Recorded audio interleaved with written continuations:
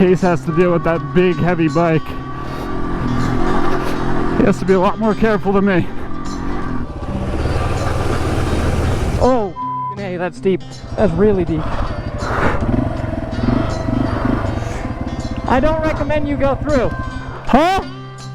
Don't go through. Don't go through? No.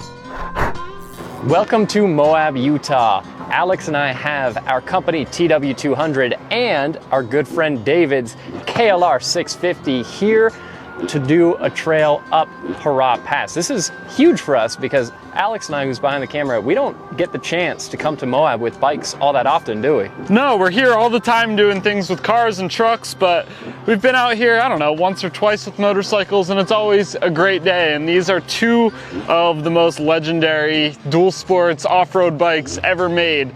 And probably exactly the thing you want to bring to Moab. Yeah, these bikes, I mean, we're probably not going to be the only KLR and TW200 on the trail that we're doing today.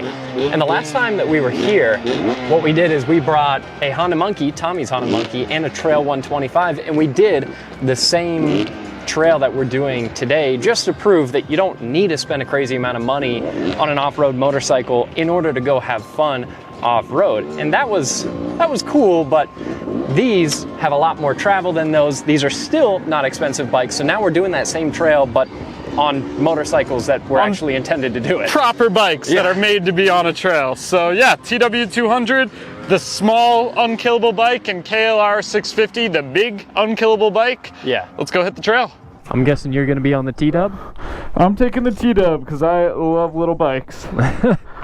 Well, yeah, I guess traditionally I've been more the big bike guy. And David was nice enough to give us his KLR, so I'm going to try not to slam it into any rocks. Yeah, you'll be the one making the phone call if anything goes wrong, so. Our TW200, on the other hand, we've thrown that on the ground before, so yeah. Guess it doesn't really matter if you do. Last time we had to hit the ground a ton, it was in the snow. It's a lot rockier, a lot bumpier here. A little more potential for damage, but these things are solid. They're made to hit the ground. Shouldn't be an issue. Yeah, that's why we like them. These are some of the most durable bikes ever made. Both of them actually came out in 1987, and you can still buy either one brand new. David actually bought this one brand new, but yeah, I mean, the KLR has gone through some more updates than the TW200 has. But for forever, it was unchanged, just like the TW. You still got old school analog gauges. I actually love the color of those. It's very visible. You've got some dummy lights, but really not much else. Still carbureted. You still do have simple. a little more instrumentation than I do. You've got a tach and a temp gauge, but neither of us have fuel gauges. We just have low fuel lights. Well, luckily we just fueled them up, so hopefully that shouldn't be a problem. Should we get on the trail? Let's do it. Also, both have electric start, which is killer. Yeah, they do both have electric start, but they both have to be in neutral to be started. So if you're on a really tough trail and you lay it over and it's hard to get your feet down, you know, sometimes you're on a trail and you have to hold yourself up with your left foot, so you're gonna have to reach down with your hand or something to get yourself into neutral. So that I don't love. You should be able to start it in any gear with the clutch pulled in. Yeah, my clutch is in. Oh, it doesn't let you start it with the clutch in. Oh, clutch has to be out. Clutch has to be out. Weird. That is weird. Well, whatever. Now we know.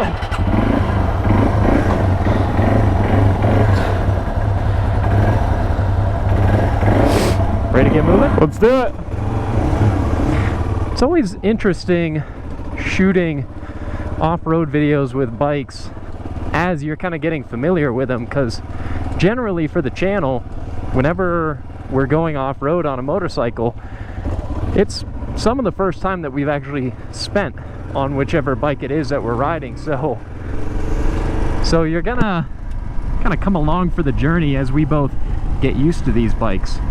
Now, dual sports, I think, are the perfect bike for this kind of terrain, because at least out here in Moab, there are so many trails, and it's really hard to hit all of them. But if you want to hit as many as you can on your trip, you want to be able to ride from trail to trail on public roads instead of, you know, loading your bike into the back of a truck or a trailer every time you want to take it somewhere new. So that's one of the key points to these two bikes, is they're super capable off-road, but they're both also plated. They have horns, they have turn signals, so You can ride these right from your campsite through downtown Moab, pick up some breakfast, and then hit the trail. This 650 is torquey. Also a pretty windy day here in Moab. Hopefully none of us get blown off a cliff. That would be ideal. Or not ideal, I guess, if it does.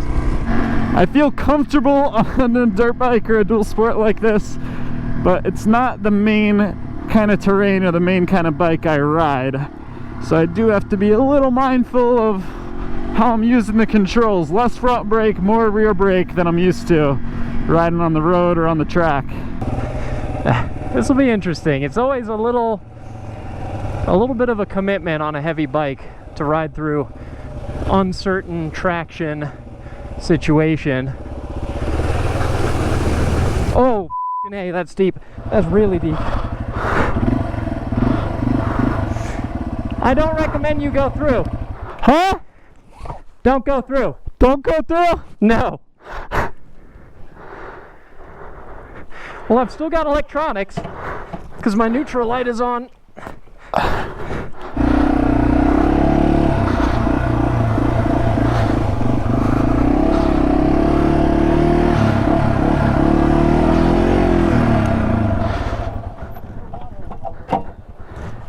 It's a KLR, it's fine.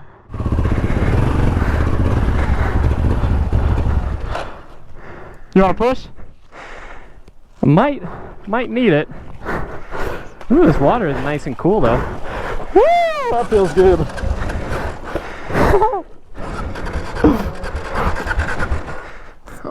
Oh yeah. Yeah. What do you think? You think the filter got wet or something? Yeah. Might just that be. actually felt so good. Yeah, it does feel good.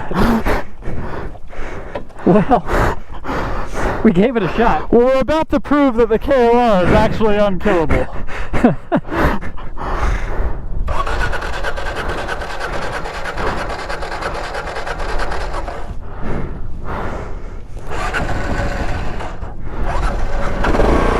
Look at that. Up to right here in water, running just fine. Yeah, I don't see any white smoke out of the pipe, so. What? I don't see any white smoke out of the pipe, No, so I think we should be good. I think we're good. Unkillable. There you go. Yeah, I guess should have been probably. I don't know if it was the water or if I just wasn't slipping the clutch enough when I went through. This is like, that was super deep. I mean, that was, you were up to your plate. Yeah. And that's really soft in there. So yeah. I think you just got slowed down to a stop. Bike probably stalled, if I had to guess. Yeah. Well, whatever. I mean, bike's fine. At least I gave it a shot. Good work. Yeah. I definitely don't think the T-Dub is tall enough. No, we're not doing that with the T-Dub. No, unless we want to push it all the way back to the truck. No, I'm good. I am really impressed with the suspension on this T-Dub. No modifications were made to it. This is right how you get it from the factory. And this is comfortable, man. This bike is so soft, it almost feels like something's wrong, like it's coming apart. But if you get yourself to trust that it's not coming apart, it's amazing the way that this floats like a waterbed over bumps on the trail. I mean, it's just amazing how cushy this bike is. This is an amazing trail. Really fun, not too challenging, but still has a good amount of terrain. So I totally recommend coming here. But if you're gonna do it, definitely don't recommend doing it in a full face street motorcycle helmet. The reason we're doing it is we've got our audio setup rigged into these helmets, and with the proper dirt helmet, you wouldn't be able to hear us with all the wind noise. I will say though, anytime I'm on a big heavy dual sport or adventure bike, I do notice myself putting a lot of effort into riding it, and that's partly just because I'm not that great of an off-road rider, so I'm fighting the bike more than I should be. And if you're really good and you get used to the motorcycle you're on, which obviously I'm not, this is not my bike, then won't be so much of a factor, but at the end of the day still, if you're on a really hard trail especially, and you're picking this up off the ground often, this is a heavy bike to ride off-road. Case has to deal with that big heavy bike. He has to be a lot more careful than me.